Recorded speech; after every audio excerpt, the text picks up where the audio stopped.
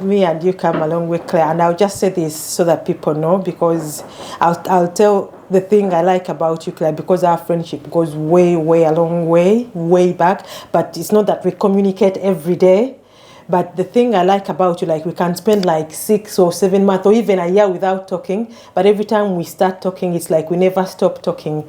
You don't like say, oh, Nancy, you haven't called me in a long time. Or we just start and we start laughing. And I want to tell you that here on this channel, that you know what, I like that about you. You don't, sometimes you can have friends that stress that every time you're going to call them, you just call them to say hello. And then you start by explaining them yourselves, oh, I haven't been able to call them. So you don't do that. And I actually like it.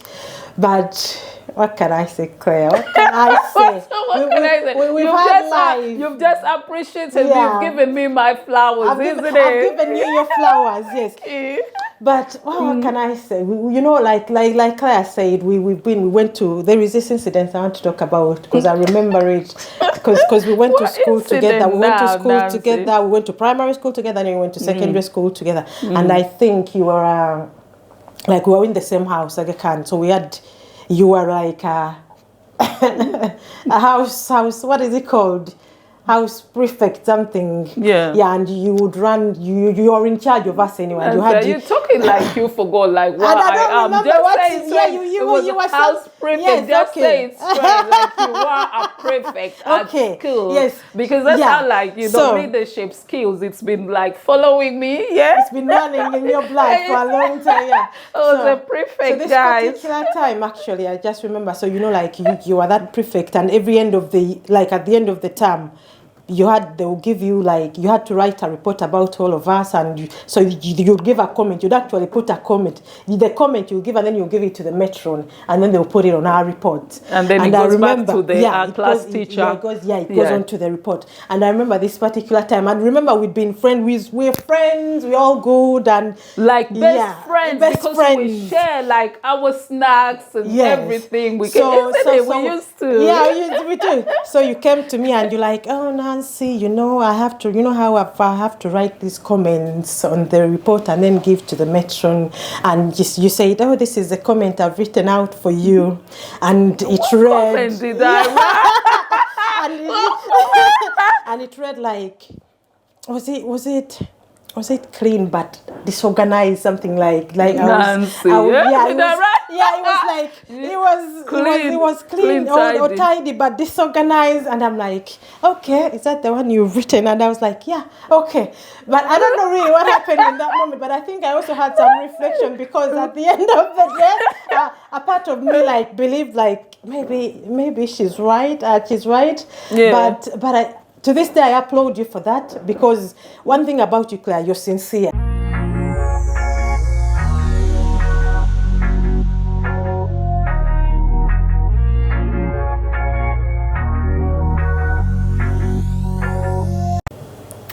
Hi everyone, welcome back to another episode of the Klassy Chat Show. It's always lovely to see you here. If you are new on this channel, my name is Claire and welcome. And if you haven't already subscribed to the channel, please do and support us here. I'll be so grateful.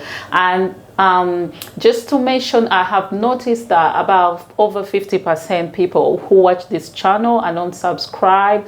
You just come along, watch it, maybe you just find it randomly. Please support the channel. If you find a video you enjoy, let us know, like it, share it. So today we have a very, very special guest here. This person is very, very special to me. Like, she is my person.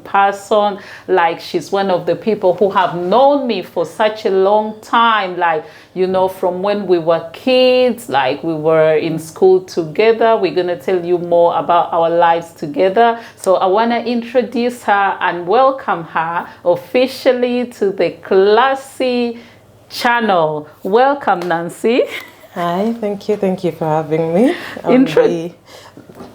Go on, sorry, I can't see. Okay, my name is Nancy Samanda, and I'm happy to be here. I'm happy to join the Klassy family, and I honestly don't know what we're going to talk about, but we're just going to talk and just catch up and Yeah, so please subscribe, like, and tell a friend to tell a friend, isn't it? That's Yeah, right. so Yeah. thank you for heard it. watching. We hope you enjoy the show. We really hope you do enjoy it. It's Nancy's first time on the channel, and I'm really excited to have a to have a chat with her. Like, you know, to be honest, I'm so guilty of like putting my friends on the spot on the channel. So yeah, I am, because like I've had quite a few of my friends here in the hot seat, and you know, more of them will be coming. So I hope you enjoyed the stories, because many of them are so inspirational. They are to me anyway, and I hope you do find them inspiring. So yeah, where do we start? Welcome to our home, Nancy. Thank you for having me. Yeah, that's all right. Anytime. And then Nancy did travel a long way. She lives in Manchester. How is Manchester?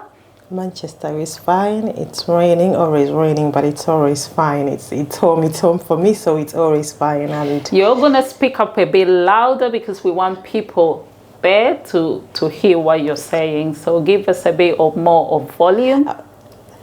Yeah. Okay, I'll try, but I'm not really a loudspeaker. I'm soft-spoken, so I'll try my best. So I don't know. Maybe I'll pick up along the way, but yeah. Yeah. So it's Nancy's first time in front of the camera, so please be gentle to her. Like, you know, I'm here like trying to bully her, like, you know, speak up, like, you know, yeah, that's your camera there, yeah, look straight in the camera. That one there? Okay, yeah. Okay, I will look in the camera. So this is all new to me. Yeah. I'm not really a camera person, so just bear with me. Yeah. And yeah. So how is Manchester? You were saying, because we know Manchester is the new London. It's one of those big. Is it the second? Is it second to London, biggest city? It is now the second to London, and I think it's coming up to be the city. But I'm not really well acquainted with everything coming up. But I know it's fine. It's booming. It's coming up. Property prices are going up. Things are just changing for us, and it is good in a good way. But then again, it's bad, because now we find ourselves we don't want to turn into London where things are now very, very expensive and everything. But that's where we're going. But yeah, development. That's good, you know.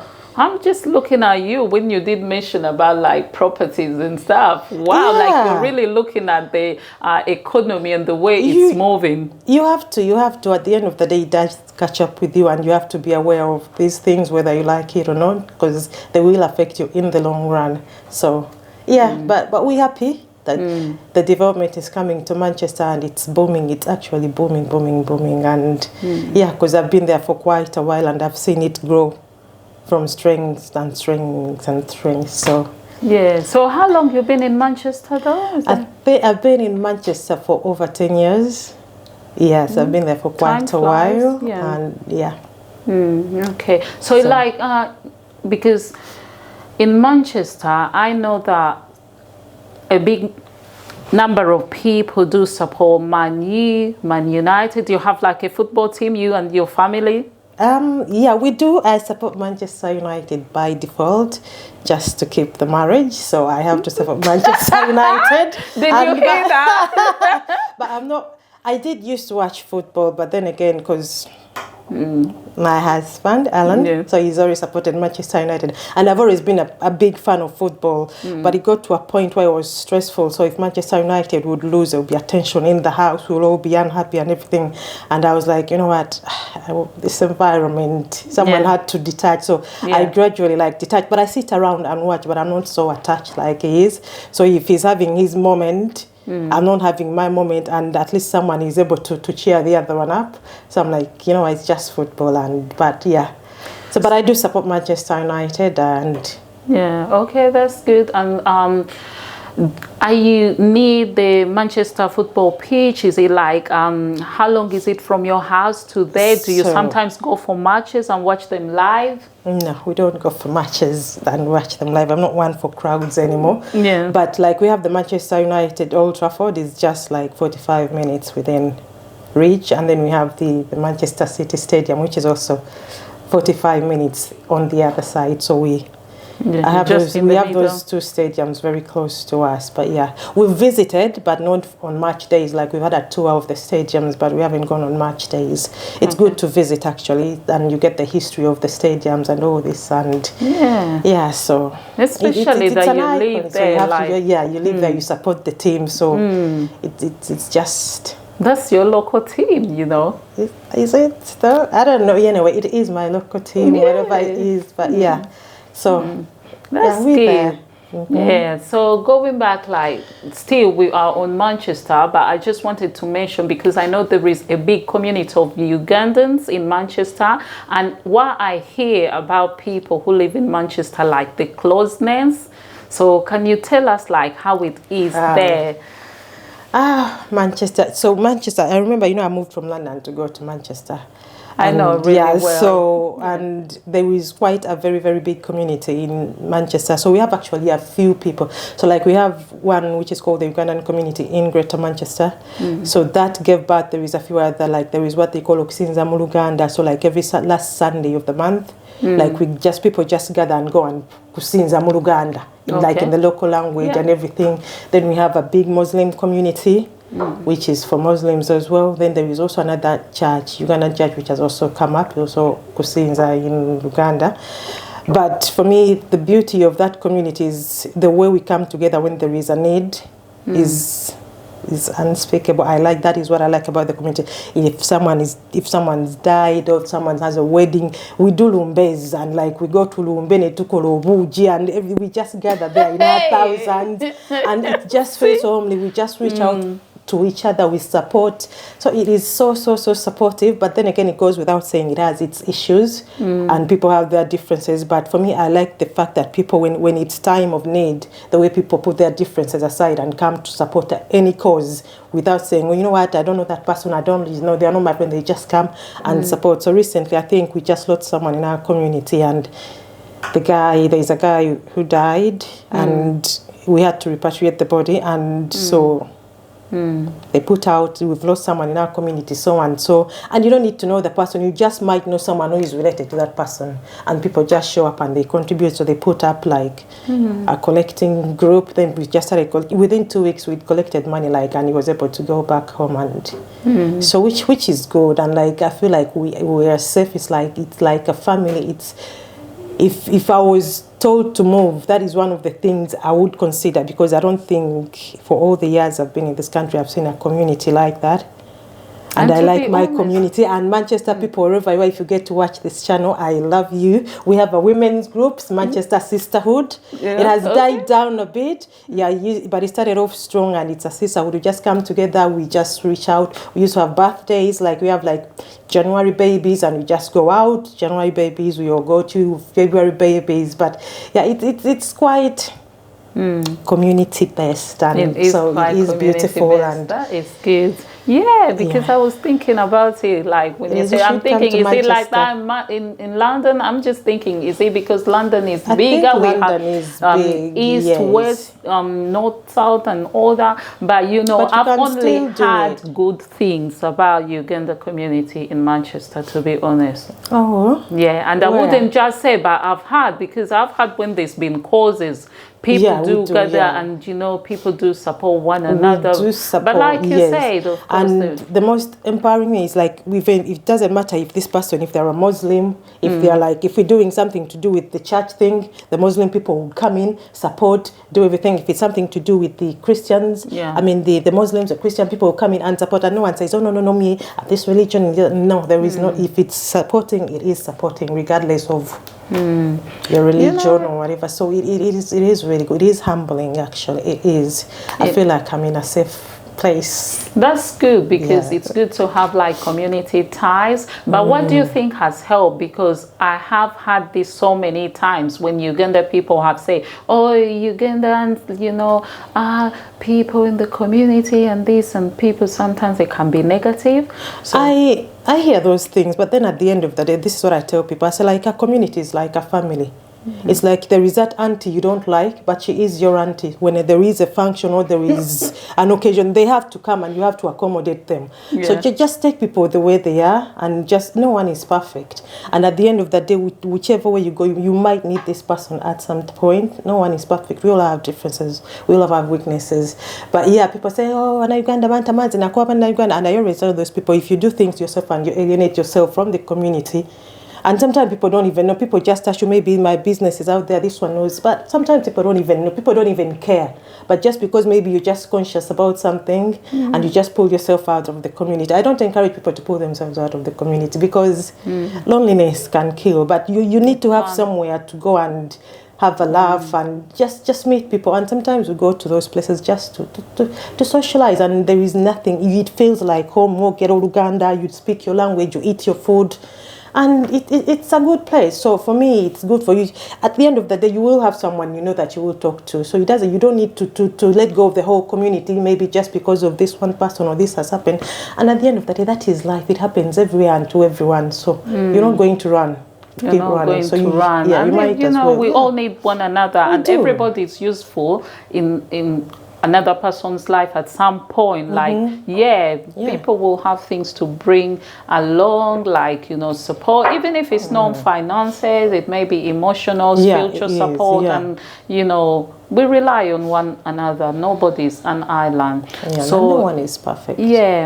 So Nancy, I'm just, like at the start of the interview, when I did mention, like, you are one of my longest friends, like from school, like, and I know, like, then we came to UK, and then we've lived our life here, and now we have children. Like, just tell us, how have you found life generally in the UK? Like, how have you managed, like, to raise children, you're married, and how are you managing? Because people say it's stressful to live in the UK. I think it's stressful to live anywhere, and I think it depends on you as a person. For me, life is life, and for me, I like to face life head on, and I'm not one from a bed of roses or everything. For me, life, I didn't get things on a silver plate, although I did get things I didn't lack. But I know that to get to where you want to go, you have to work hard, you have to sacrifice, you have to be consistent, and you have to work. You have to do what you have to do to get to where you have to get to. So for me, life, I know it's been tough, yes, but that is life. I think that is life. So I just manage. There is when life hits you and you just have to hit it back. And then there is when you have those low moments, and you have that low moment, but at the end of the day, you've got to pick yourself up and keep moving. And that is life. For me, that is the way I see life. I need to face my challenges, whichever way I face them. I may have a moment of weakness, I may have a moment of strength. You can't be strong all the time. But for me, I love life. And for me, I know for the fact that I have to keep living because I like to live. I love life. So I'm like, I have to make it through thick and thin. And that's it. And yes. But the challenges are always there. But I've learned not to dwell on those challenges, because I think life is all about challenges. It's like going through school. You have to go through exams, then you'll be promoted. So if I'm to be promoted, I have to be tested at this point. If I'm to go to point B, I need to be tested. So I've learned to see the life's challenges as tests for me to go to the next level. And it's not all the time that I pass, but if I don't pass, I do it again. Then if I don't pass, maybe I let it go and then I move on to the next. But yeah, I've learned not to take it too seriously and just be stiff. I just keep moving. If I can move, I move. Yeah. You actually made me just remember something. There is some person I watch religiously, somebody in Uganda. They are based in Uganda. I don't know if you've watched some of their podcasts. He's called Newton Buteraba. Mr. Newton. He did mention one time in one of his podcasts, he did say that life can be challenging and everybody has to have a share of the cake. Like it's like pieces there of the cake. Like you have to go you're served the challenge, you have to go back, take your seats, then another person gets there, because we are all going to be challenged at some point in our lives. But what matters most is like, how do you resolve situations? How do you like find solutions to challenges and then move on? Yeah, because whichever part of the world you live, you're going to have challenges there anyway, good and bad things and stuff. Yeah. So thank you so much, Nancy. So I know, like, I was so happy for you recently. You graduated. I did. Yeah, you did.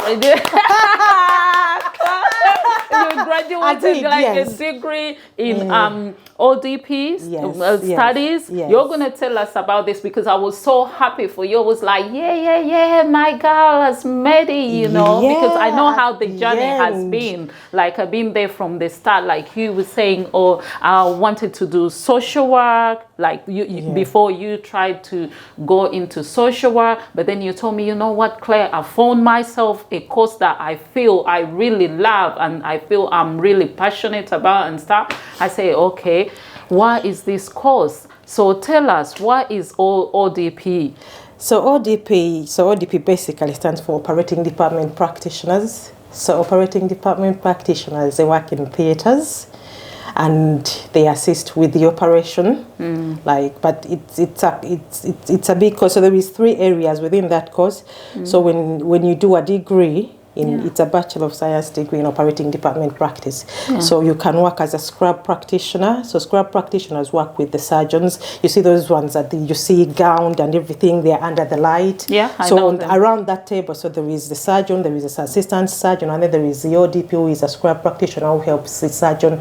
So sometimes people think the scrub practitioner, they just pass instruments. So the one who is passing instruments, but it's not just about passing instruments. Sometimes you need to know exactly what kind of instrument you're passing, and you need to know the kind of procedure that it's, because the surgeon will come and say this is a procedure that is going to be done. You need to set up for everything. You need to set up the equipment and everything that is needed for that particular procedure to take place, and extras and everything. So that is the duty of the scrub practitioner. And so the surgeon will just show up, patient is on the table, they'll just scrub up and just get ready. And sometimes I remember, because when I was doing my training, there was this surgeon who says, so sometimes, because you're the eyes and the ears of the surgeon, they don't look away, they're here. So she can say, give me scissors, but then you have to know really at this stage, does he need scissors? So you have to dawasa, say, do you want scissors or you want this? And there was this surgeon who really says, don't give me what I want, give me what I need. Because sometimes they can be in autopilot and they're just in there. And sometimes you can ask just for scissors, but in that moment they don't need scissors. So you have to be aware, no, I don't think, Mr. So-and-so, I don't think, do you really need scissors? And they can say, oh, no, so no, you have to be physically following the operation, what's going on in there. And also, on the other hand, you're also an advocate for that patient on the table, because what you know now, they're already asleep, and there is things. So like in this country, the practice is actually serious. So if you think that what the surgeon is doing is not really right, you have the right to speak up. For example, there is something what they do when they're doing the instruments, like there is, so I'm just jumping in there, there is what they call a swab, an instrument count. So before, if it's been an open procedure and they've opened the person up, so before they start closing, you have to account for all the instruments that you've had on your tray, including swabs and everything, making sure nothing is left in the patient. So if you do your count and you're missing something, they're not closing that patient until whatever is missing is found. It doesn't matter if the surgeon says we need to close, you say you can't close, because it could be in the patient. So until whatever is missing is found, and it's the scrub practitioner, he will stand, or they will stand on their ground and say, you will not close this patient until I find my swab, until I find this needle, until I find this instrument, just to make sure they're not in the patient. Or sometimes if the practice is just funny, you can't stay around the table and start talking funny talks. So the scrub practitioner can't call you out and say, you know what, this is inappropriate, you can't do this. So it's quite broad, and it is broad, because good, I never stopped to think that if you, because to be honest, I would have taken it the way you initially mentioned, that to pass instruments. So that's why when I was telling people I'm going to do that, because I think, oh, these people who pass instruments, so, but that is the one side, that is the scrub practitioner. Then there is the anesthetic practitioner who works with the anesthetist, actually. So when the patient comes through the theater, so they go through a journey. So they will start off in the anesthetic room where they go to sleep. Because I know my grandmother used to do this job, like this is what she trained in. Yeah, so they will go to the anesthetic room where they go off to sleep, and then there will be an anesthetic practitioner who will help the anesthetist. So then we are having, this is a patient, you also need to know the drugs, you need to know your airway system, so that is where they put the patient to sleep, and they need to do the airway management. They put, depending on what they're going to do, so you need to check your machine, making sure your machine is fine. There is checks you do with your anesthetist, and so there is those things. You also check your anesthetist. How you check each other out. If they are doing things that you think they are not, it's not good practice. You say no, you don't need to do that. You need to do this, and that's all. So you still, as operating department practitioners, we're told that we're advocates for patients, and we speak up for patients. So that is the other side. So then from the so you go, the patient comes in, they go into the anesthetic room. When they go to sleep, then they are pushed into the theatre where the scrub practitioner will help them when they finish, and then they're pushed into the recovery room where there is a recovery practitioner.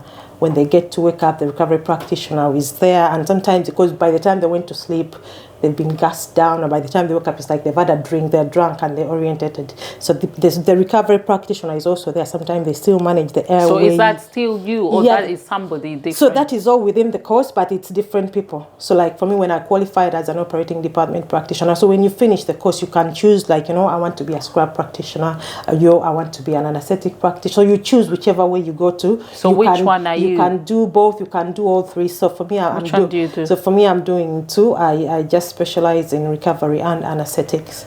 So you are in the theatre and you go and attend to the patient when they're recovering? So not at the same time. So if, for example, if I can have a week into the anesthetic as an anesthetic practitioner, and then the next week my rota can send us you in recovery. And so that is where I felt I was well sorted as a person. Okay. So how did you come across this course? Because I know, like, most people out there, like, let's say, like, in the Ugandan community, I know a lot of people go for nursing, and then some people are in social work. So how did you then decide that, okay, this is the course for me? My education journey up to here, it has been a very, very long one, because I decided that I was going to do this course in 2014. Yeah, and at that time I think I was working at the Christie's. How many years is that? Like So and I want to tell this story because I want to encourage someone, because it was a long one. So I was working at the Christie's. I remember I had my children, and childcare was stuff. So me and Alan, we decided if I was going to work full time, whatever I would work would go straight to childcare, and then we have to live on it, which is not enough. So I decided, you know what, I'm gonna just stay home and do like evening jobs or part-time jobs here and there. So I got myself, like, it was a cleaning job at the Christie. So it's a Christie's, it's a hospital in Manchester. So and I was there, but all along I wanted to go back to school. But even then, when I was there, I had still a few limitations. One was actually kids and childcare. But even before the kids, like, I had issues, like, when it took us a while to be settled in the country. You have to pass through the system, and then before you settled, you can't do this, you can't do that. So it was all there. And at that point, when this is finished, then there was always another barrier. But you know what? I am so grateful, because at the end of the day, I found the course. Because I know if I had gone into education maybe before I went into this one, I would have just done something for the sake of doing something. But anyway, I got to a point where I started having a word with myself, and I started finding out what I wanted to do. But I knew I wanted to do something in health. And the reason I wanted to do something in health is because I knew that if I finished university, I knew there would be a job. I wouldn't struggle to find a job. But then I started, because I didn't know exactly what I wanted to do, and I wanted to do something that I would enjoy, that is well suited to me and my character and my kind of person. That kind of person, So I just, like, you know what? So I was just looking at all these courses, and I'm like, but then I started off with nursing, because I'd worked in the hospital and I've seen nurses and how hard they work and the long hours and everything. And in my mind, I knew I didn't want to do nursing, so I knew that was out. So I started looking at different courses within the healthcare, and there is so many different courses. And actually, with this ODP course, the reason it is not common. It's not nursing, but you know, like when they say nursing, midwifery, and allied health. So it is an allied health course. Right. So, and there is so many different allied courses. So which is like one of them, which is the ODP course. You have the radiographers; they fall into the allied health category of healthcare. We have the physiotherapists. We have the dietitians. So there is so many people that fall into that allied health department or whatever they call it. So anyway, I realized I didn't want to do nothing, and I was just thinking, but I had really time. Enjoyed the information you've given us regarding the ODP course, but I'm wondering if there was somebody out there watching us right now, how would you encourage them to take this course? Like, how would you sell it to somebody? We want to offer some career advice to you, Lord, not that you have to do this course, but in case you were just looking for something interesting to undertake. Yeah, so what would you say to anyone out there, to tell them more about the course? I would say to them, it's a very good course. It is a very rewarding course, but it's a lot of work. It is a lot of standing. But if you're to go for that course, you need to have patience, you need to have empathy, you need to be compassionate, because you come across people going to surgery for all kinds of reasons. We have cancer patients, we have people having their things chopped off, or they have to do this, and they are walking into the unknown. And it's not, most of the time, it's not even the surgery itself, but when they're going to sleep, someone comes in and they're anxious and like, will I be able to wake up? And there is Google this time. So you have a patient who comes in when they've been researching all sorts of things, or they've been told things, and you have to reassure them. You have to ensure you will wake up, you'll be fine, you're in safe hands. So you have to be so calm, so patient, so that and if the patient is very anxious, so one of the things, it's actually anxiety, and it kind of affects how much drugs will be given to that patient when they're going to sleep. So if they are very, very anxious, they might end up getting so much drugs because they need to be put under. But if they're anxious, they can't be resistant, and yet they need to go under. So which also takes time for them when they're waking up. And then sometimes you also, especially the time between going to sleep in the anesthetic room and waking up, because during surgery they are asleep, but they're because they've had some people go under general anesthesia and sometimes they do not survive, so the people are concerned. So I would say you have to be very patient, very compassionate, very empathetic, and patient as well, because sometimes now if you go to the other side in the recovery, when patients are waking up, and they wake up in all kind of states. So sometimes you get patients waking up very agitated, very anxious, very violent, and you have to know how you're going to manage that patient. So all those things you have to consider those facts. But as a course in general, for me, I find it very rewarding, and it has humbled me, and I look at life differently when you see people coming into theatre day in and day out, and you get to walk in and walk out. It's just like, you know what, they didn't do anything wrong for them to be in theatre or not to be sick or to have this kind of disease, and yet I am here. So it humbles me that when I'm looking after them, I'm like, I'm very kind, I'm empathetic. I'm like, but yeah, it is humbling, but it is rewarding. I find personally for me, it is rewarding, and I feel like I've done some good in life. And so that is what I can say. Okay. And how long is the course, did you say? So the course is 3 years. So it's a degree, but it didn't start out as a 3-year course, because I think it's one of the courses that has just developed into time. So from what I learned, so people used to be trained in-house.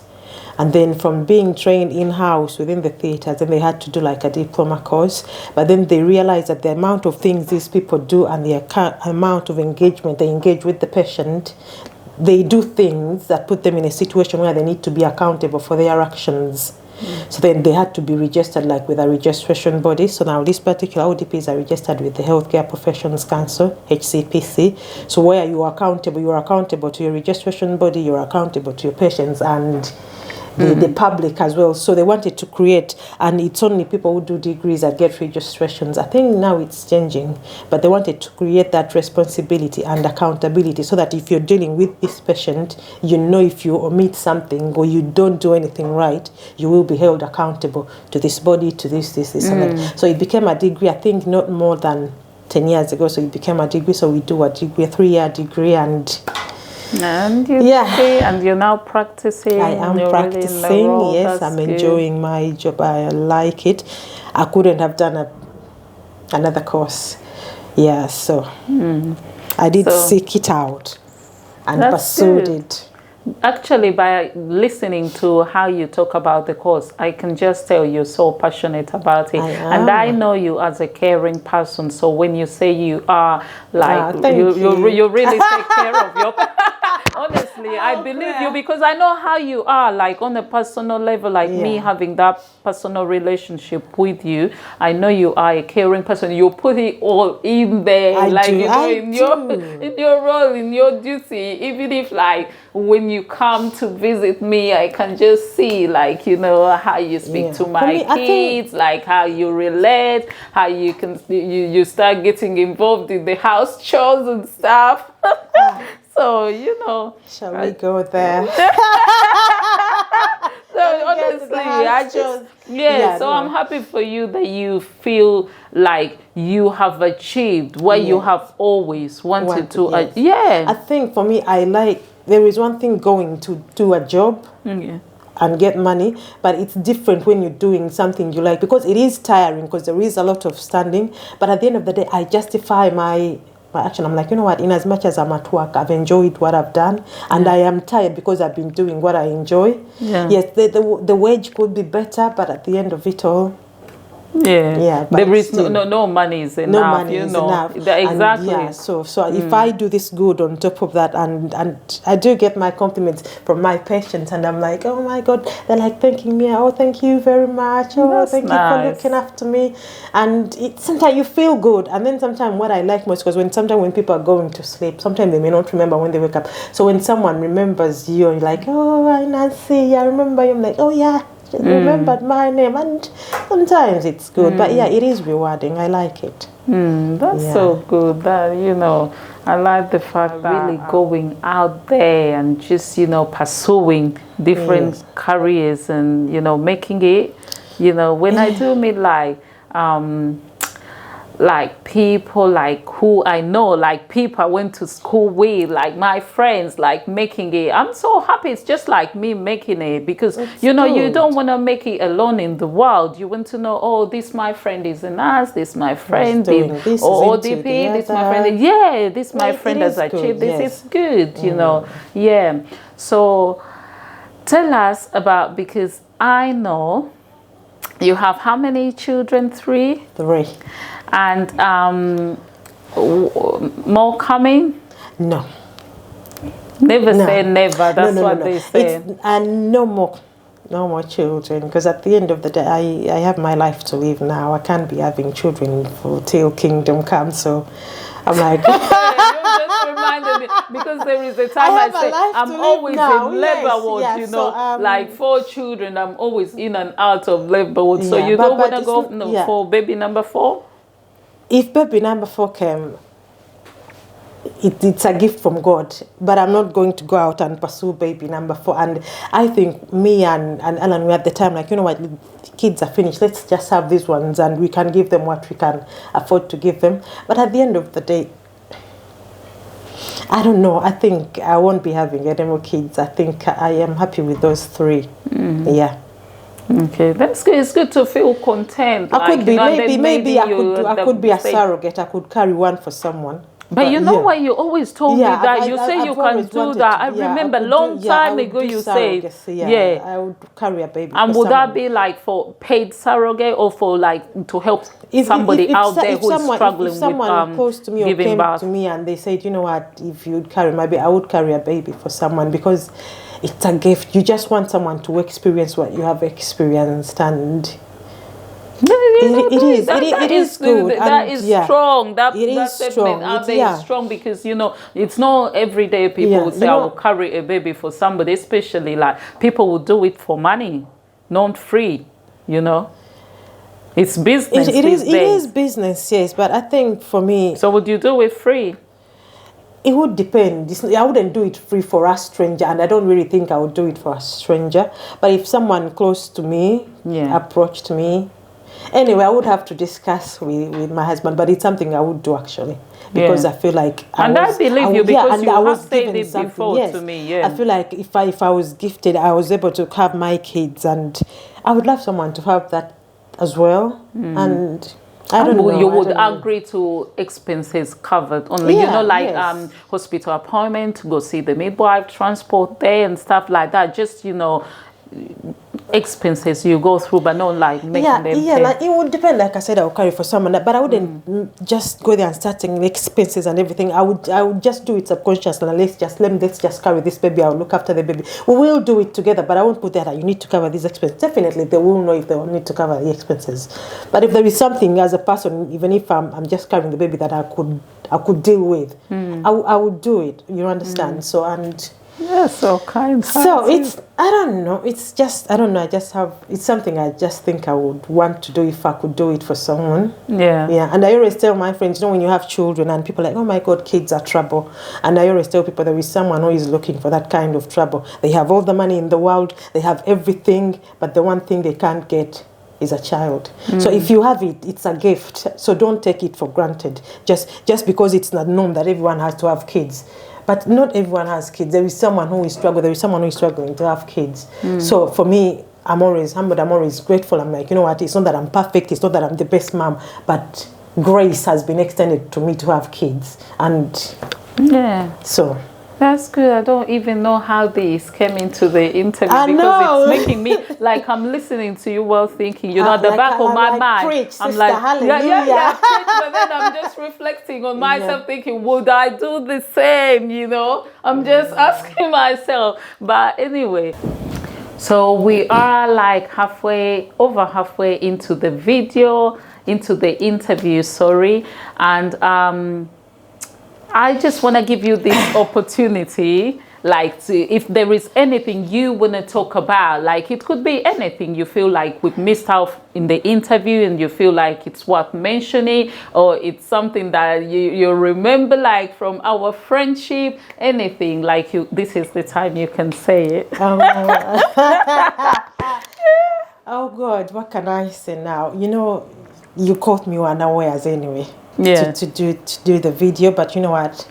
Is it the video, the interview? Yeah. But it is fine. Chat. I am glad to have been on this Klassy chat. I don't know, this is new to me, but I don't know. Me and you come a long way, Claire, and I'll just say this so that people know, because I'll tell the thing I like about you, Claire, because our friendship goes way, a long way back. But it's not that we communicate every day.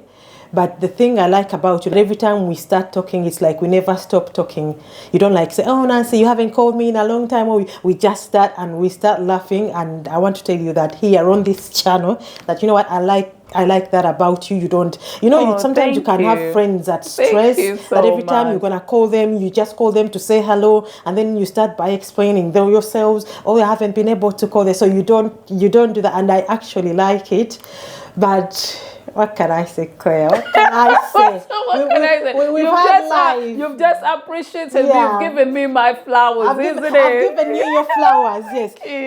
But what can I say? Like Claire said, we went to, there is this incident I want to talk about, because I remember it, because we went to school together. We went to school together. We went to primary school together, and then we went to secondary school together. And I think you were we were in the same house, so you were like a house, what is it called? House prefect, something. Yeah, and you would run, you are in charge of us anyway. You're talking like you forgot, what I am.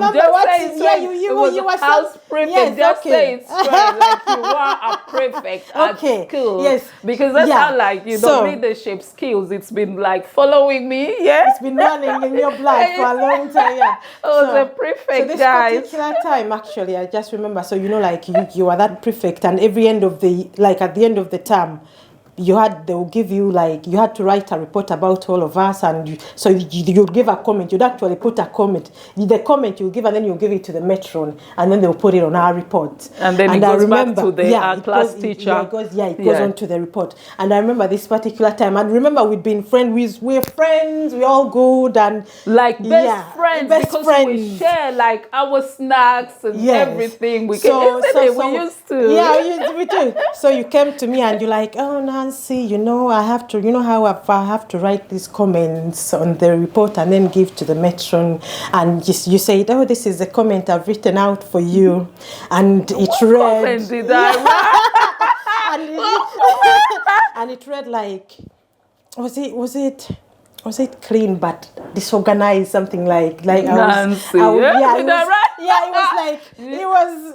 was clean or tidy but disorganized, and I'm like, okay, is that the one you've written? And I was like, yeah, okay, but I don't know really what happened in that moment, but I think I also had some reflection, because at the end of the day, a part of me like believed like maybe she's right, but to this day, I applaud you for that, because one thing about you, Claire, you're sincere. At the end of the day, you're sincere. You're going to say it as it is. Yeah. And, you're going to say your mind and then give someone the platform to explain themselves. You're like, you're not going to keep something and say, no, I'm not going to say it. So I called you. Yeah, you called me, and you called me into your room. And I remember I used to make, I think you were borderline OCD. So you'd make your bed. And then when we come in, you don't even want, I don't sit, I've just made my bed. And you're like, oh, God.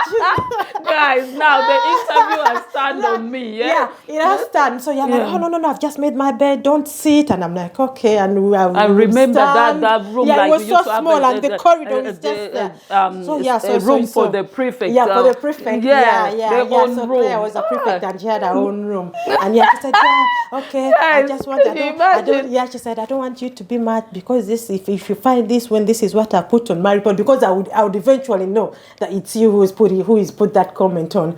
And in my mind, I'm like, you know what, it's okay. But you know what the truth is? I'm still disorganized. I didn't know you even remember this. Oh yeah. I do. But you know what? You going through that, I'm thinking, I wanted to be honest, because this is my friend. I don't want to go right like, she's nice. She's nice because give me all the flowers that I don't deserve. Exactly, because everybody in the class and the teachers, everybody knew we were close, like we were friends. So I didn't want to exaggerate my feedback or just say nice things. But at the same time, I knew that when I write these comments, you're going to read your report at home. You're going to see your report, like if your parents read it and they say, oh, why is this comment about you being clean, tidy and disorganized and stuff, and you know that under the comments I had to sign, like as the school prefect, like Claire put it, that comment. So I had to explain it to you before, like, make things nice, like before smooth, and not to be surprised and stuff. So that's why I called you and talked about it. But I kept on contemplating, should I talk to you about it? But it was good. But I think me and you were at a level, I don't think that you would tell me things the way they were. Yeah. And I don't think I was mad in that moment. But if I can ease your if I can put some water on it, I am still disorganized. I can tidy up to this moment. Actually, if I don't know what happens anyway, so I tidy up things, I put them away, and I'm neat. And then, I know, and you like cleaning. Yes, and I like cleaning and tidying up and putting stuff together. And then in the moment, I remember I need something, and I can't remember where I put it. And I'm like, okay, I was tidying up. This is where I put this. And I actually can't remember where I put something. Then I have to get everything out and start looking for the thing again. But I think when I get here, then I don't have time to put it back again. So what does Alan say? I know. So if I'm beginning to tidy up, Alan is like, I used to do it, and I used to miss. He's very, very also organized, and he's also borderline OCD. There's a way he loves his things, and he puts them there and everything. And then I'll come and just tidy them up. And I did it one time, too many, and he got to a point and say, you know what, honey, do not touch my things. So I come back and say, where have you put my this? And I'm like, okay, I was just tidying up, and I'm like, and I can't remember where I put it. And you start looking for his stuff, you can't find it. She said, please do me a favor. Next time you are tidying, if I put my stuff, do not touch it, don't move it, don't do anything, just leave it there. So I don't know what happens to me, but anyway. But then, like, you know, I don't think it's disorganization, though. Maybe. So what's the word for it then? What would you call it? Because I also... because I know you as a person who will come put stuff together, but in the next how many minutes, then you've I'm disorganized. Yeah, because it's not like dismantle, but you're looking for something, then you will just put it separately, like confuse it around, and then you will put it together. Then I'm just thinking, I don't know. Maybe I just need to put in logic, and then I say, okay, anyway, I think I've improved now. Yeah, I've improved. Good. I'm glad to hear that. I'm really glad. You did give me that comment. Really you did give me that honestly. Comment. But I think, we've had a good run. You live with the... I live with the consequences, yes. And I don't think anyone, I don't even think even my mom would be surprised, because I think it is something I used to do even at home. Yeah, and I would tidy up and then people can't find their things, and I can't remember where I put them. Yeah. So, but and then you bring all of them out because you're looking for what you can't find and stuff. I'm looking for this one thing. So I don't know. Maybe it's something I need to work on. Yeah. Maybe something has not been diagnosed. I have a condition. But So you gave me that comment, and I was like, okay. Yeah. I think I took it nice. I took it well. I took it on the I love you anyway. I really do love you. You know it, and I don't usually say love to a lot of people, but you know. I know you love me. I know you love me. I'm your personal person. I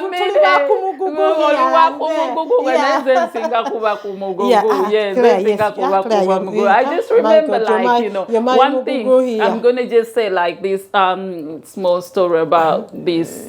My friend, like, when I had the baby, like, I had my first child very early, like, of all people, like my age mates, like, I was the one who had the baby. Now, I found it so challenging, because while, like, most of my friends kept on saying, oh, let's go here, let's go there is this party happening and stuff, I had a baby. And then I would speak to Nancy, and Nancy would say, bring the baby along. Like that was Trevor. Like, let's just go with Trevor. We can go with Trevor. So I would just come with the child, and then when I get where Nancy is, I was like, Nancy. Nancy, there is Trevor. That's Trevor is here. Give Trevor some food. So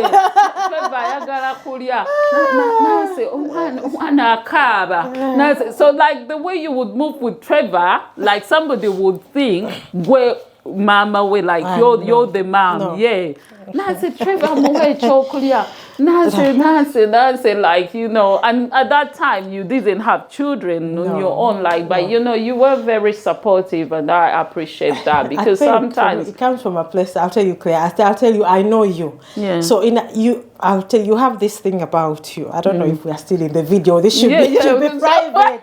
So maybe that would be like behind the scenes. A long time, to be this behind the scenes. You're this.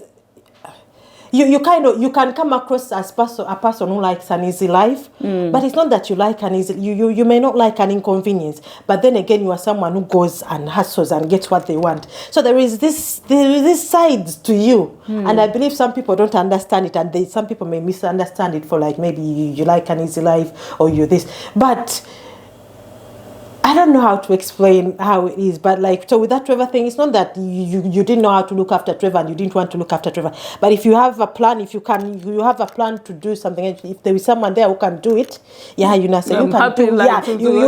it for me and now. Then I feel you safe, chill. like, You can chill there. You're like, oh, Nancy, that's me. I'm tired. Anyway, you know, Nancy. So I know that's about you, but then again, when it comes, I was awake the whole night, and then the baby, then I'll come alive.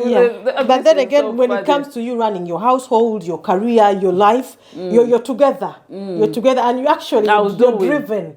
And But sometimes I'm like, sometimes if people don't know you, they can think you just like, you're there like all about life and all this. But behind the scenes, when you need to do things, you actually do things. And sometimes you can come across too serious and stressful. That is. sometimes you can bring me stress sometimes.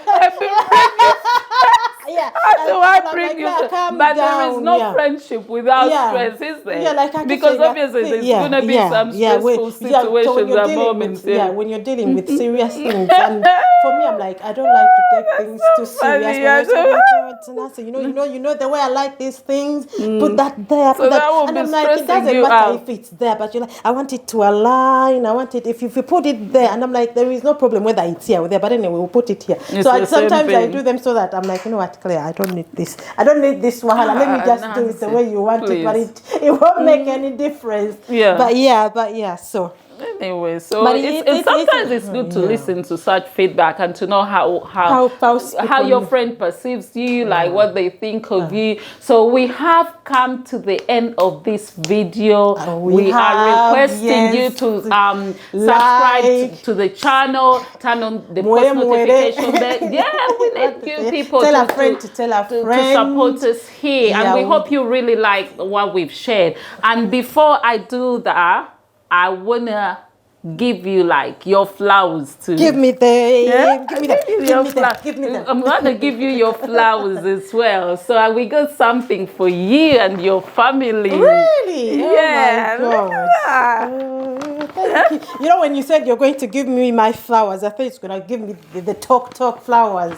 Thank you very much. We got you that because we think you are so amazing. Like you've loved us through the years. Yes. It hasn't been easy, but then you've been there, you know. So I just thought like when I really like, so okay, what can I give you? Like we wanna give you something like I'm gonna put somewhere and yeah, thank you very much. This is beautiful.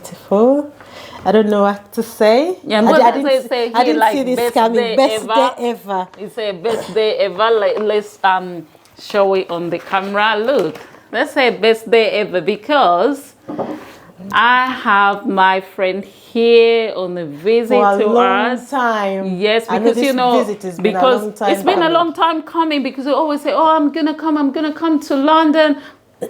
Excuse me, I'm coming to see you. But you know, of those of you who know the distance between Manchester and London, you wouldn't be coming every day, like making the journey every day. It's not so we always just on the phone, hello, how are you, messages and stuff. I'm gonna come, I'm planning to come, I will come and stuff. So we're so happy for you, and we want you to just send our kind regards to your family, Mr. Alan Semanda. Thank you for taking care of my friend. Honey. and the children. Yes. Angel, Isaiah, Aaron, like, you know, we send you our regards from all of us here. Yes. We love you all. And that's it from us today. And thank we will you see very you much. In we hope, our next podcast. I just want to say, you know, because we just said a lot of things and maybe we might have gone off here and there. But at the end of the day, you have to find, just find something that you feel you can pick out of whatever we have said. You don't have to pick out anything. It's just life. Take it easy. Enjoy life, people. Enjoy life. Eat money. Eat money. Yeah. Make money. Eat money. Don't take life too serious. Be kind to someone. Be kind. Be grateful. Gratitude goes a long way in life. Appreciate yourself. Love yourself. Treat yourself good. Because no one is going to treat you better than you treat yourself. Wow. That is what I would say. Wow. I love you all, Klassy family. Support my friend. I have to say, I'm like, I didn't see this Klassy thing coming. You know, you're full of surprises. But yeah, please support Claire. She's a darling friend. She is what you see on the tin. She is who she is. Yeah. Love her or hate her. This is our Claire. We love you all. Enjoy the video. Thank you. Bye. Bye-bye.